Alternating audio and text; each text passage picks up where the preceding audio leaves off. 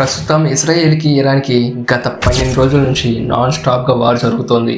ఇజ్రాయెల్కి America మిత్ర దేశం కనుక ఇజ్రాయెల్కి సపోర్ట్ చేస్తూ ఇరాన్ పైన ట్రంప్ గత యుద్ధానికి దిగాడు. ఇరాన్ రహస్యంగా అణుబాంబులు తయారు చేస్తుందని తెలుసుకొని అది ఎప్పటికైనా ఇజ్రాయెల్కి ముప్పే అని ఇరాన్ రహస్యంగా అణుబాంబులు తయారు చేసే ప్లాంట్స్ని నాశనం చేయాలని ఆపరేషన్ మిడ్నైట్ హ్యామర్ని ట్రంప్ ప్రారంభించాడు. ఇరాన్లోని ఫోర్డో, నటాంజ్, ఇస్ఫహాన్ ఈ 3 అణు కేంద్రాలను నాశనం చేయడానికి జూన్ 20న మిస్సోరీలోని వైట్మన్ ఎయిర్ ఫోర్స్ బేస్ నుండి 7 B-2 spirit stealth bombers communication సహాయంతో ఇరాన్లోకి ప్రవేశించాయి.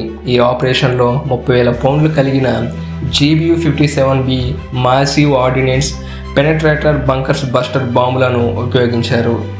జూన్ 21న మంచి అర్ధరాత్రి టైంలో 2:10 ఇరాన్ అణు కేంద్రాలైన ఫోర్డో, నటాంజ్ అనే ప్రాంతాలపైన దాదాపుగా 25 నిమిషాలు అటాక్ చేశారు. 14 MOP బంకర్ బస్టర్ బాంబులను ప్రయోగించి 3 న్యూక్లియర్ ప్లాంట్స్ని నేలమట్టం చేసి ఆ ప్రాంతాన్ని మొత్తం నాశనం చేసి ఇరాన్ గుండెల్లో రైలు పరిగెత్తేలా చేశారు. అంతకుముందు డొనాల్డ్ ట్రంప్ అఫీషియల్గా ఇరాన్పై దాడి చేయాలా వద్దా అని 2 వారాల్లో నిర్ణయించుకుంటానని ప్రకటించారు.